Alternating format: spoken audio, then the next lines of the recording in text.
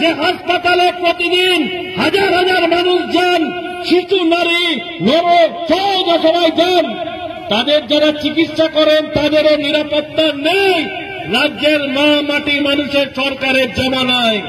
আমরা মানুষের কাছে সিপিআইএম পার্টির পক্ষ থেকে অত্যন্ত বিনয়ের সঙ্গে বলতে চাই, পুলিশ প্রশাসন, কলকাতার অপরাধ পুলিশ কমিশনার বিনীত গোয়েলের নেতৃত্বে যাকে মুখ্যমন্ত্রী নির্দেশ দিয়েছিলেন, পুলিশ প্রশাসন আত্মহত্যার ঘটনা বলে চালাতে চেয়েছে। পোস্টমর্টম করা হয়েছে, পোস্টমর্টমের রিপোর্ট চালাতে দেওয়া হচ্ছে না। যে ছাত্রী অবয়ব খুন হয়েছে, নারকীয় অত্যাচারের শিকার হয়ে তার পরিবারের বাবা মাকে জানতে দেওয়া হয়নি কি ঘটনা ঘটেছে। এ রাজ্যের যুব আন্দোলনের কর্মীরা, ডিওএফআই কর্মীরা, কমরেড মীনাক্ষী মুখার্জি, কমরেড ধ্রুবজ্যোতি সাহারা গাড়ি আটকেছে, আর তারপরে গোটা রাজ্যের মানুষের সামনে পরিষ্কার হয়েছে আসলে একটা নারকীয় ঘটনাকে তার পুলিশ কমিশনার, রাজ্য পুলিশের ডিরেক্টর জেনারেল অফ পুলিশকে ডেকে বলেছেন 7 দিনের মধ্যে অপরাধীকে শাস্তি দিতে হবে, নালে সিবিআইর হাতে দেব। আমরা মানুষের কাছে বলতে চাই, আমাদের রাজ্যের মুখ্যমন্ত্রী তদন্ত হওয়ার আগেই জেনে গেছেন একজন মাত্র ব্যক্তি এই কাণ্ড ঘটিয়েছেন।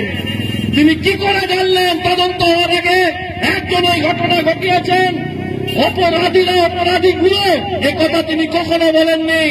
সোশ্যাল মিডিয়ার, ইনস্টাগ্রামে, তৃণমূল কংগ্রেসের ফেসবুক পেজে যা প্রকাশিত হচ্ছে, তিনি বলছেন অপরাধীকে ফাঁসি দিতে হবে। আমরা বুঝতে পারছি নতুন নাটক তৈরি করার চেষ্টা করা হচ্ছে। আমরা বুঝতে পারছি এ রাজ্যের জনগণ, আমাদের বাড়ির মেয়েদের, ছাত্রীদের, মহিলাদের যখন নিরাপত্তা নেই, তখন দিদিমণি দর বেঁধে দিয়ে গোটা ঘটনার মোড়টাকে পাল্টে দিতে চাইছেন। আমরা এলাকার সর্বস্তরের মা বোন সাধারণ মানুষকে ভারতের কমিউনিস্ট পার্টি মার্ক্সবাদীর পক্ষ থেকে বিনয়ের সঙ্গে বলতে চাই, আমাদের বুকে দাঁড়াতে হবে। আগামী গত 15ই আগস্ট আমরা দেশের ৭৮তম স্বাধীনতা দিবস উদযাপন করলাম।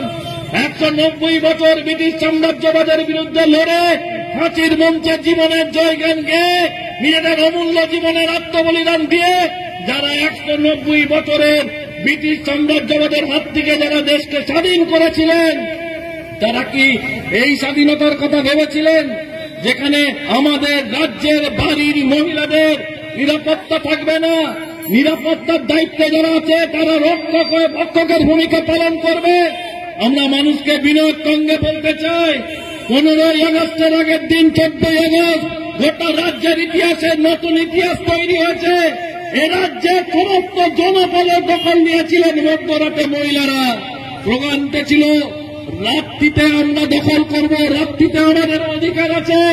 আর তাই দেখে সিঁদুরে মেঘ দেখে ভয় পাওয়ার মতো রাজ্যের মুখ্যমন্ত্রী কর্মসূচি ঘোষণা করেছেন। আরে দিদিমণি ভুলে গেছেন এটা সোশ্যাল মিডিয়ার যুগ। 10 বছর আগে, 11 বছর আগে রাজ্যের বিরোধী দলনেত্রী দেওয়ার থাকার আগে আপনি কি বলতেন? আর এখন আপনি শাক দিয়ে মার দেখার চেষ্টা করছেন। আপনি পুলিশ মন্ত্রী, আপনি স্বাস্থ্যমন্ত্রী, আরজিকর মেডিকেল কলেজের দায়িত্ব আপনার চিকিৎসার, আর রাজ্য পুলিশ প্রশাসনের দায়িত্ব আপনার। আপনি কি কাজ করছেন?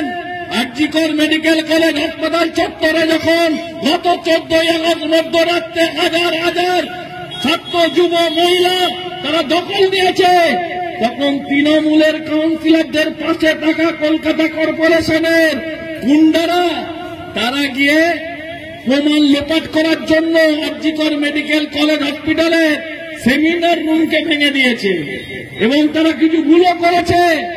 তাদেরকে নির্দেশ দিয়েছিল তাদের নেতারা যে 3rd ফ্লোরে আছে সেমিনার হল, ইংরেজিতে 3rd ফ্লোর। তারা বুঝতে পারেনি 4 তলায় যেতে হবে, তারা ভেবেছে 3 তলায় যেতে হবে। 3 তলায় ইএনটি দপ্তর আছে, নাক কান গলার চিকিৎসা যেখানে হয় সেটাকেও ভাঙচুর করেছে। টেলিভিশনের চ্যানেলে, সোশ্যাল মিডিয়ার চ্যানেলে পরিষ্কার দেখা গেছে কারা এই মর্মন্তুদ নারকীয় ঘটনা ঘটিয়েছে।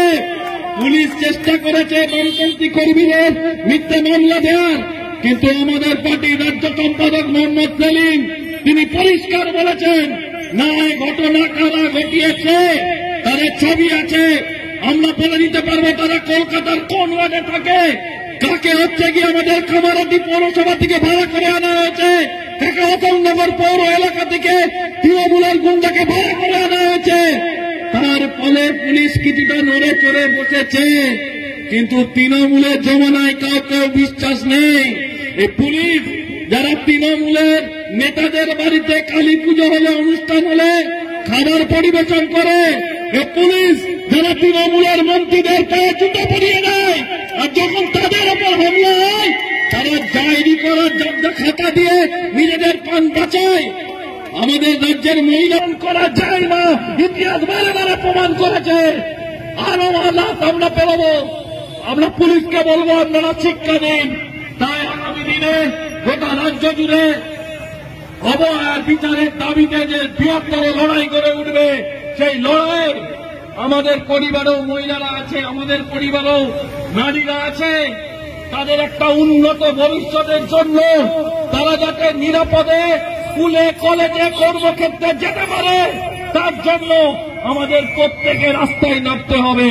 কারণ ইতিহাস আমাদের এই শিক্ষা দিয়েছে, কখনো কোনোদিনও বিনা সংগ্রামে কোনো অধিকার পাওয়া যায় না। অধিকার কেড়ে নিতে হয়, অধিকার লড়ে নিতে হয়। তাই গোটা রাজ্য জুড়ে লাল ঝান্ডা কাঁধে নিয়ে মহিলাদের নিরাপত্তার অধিকারের দাবিতে আমরা বামপন্থীরা সোচ্চার হয়েছি। আশা করি আগামী দিনে আমাদের লড়াইগুলোতে আপনারা থাকবেন।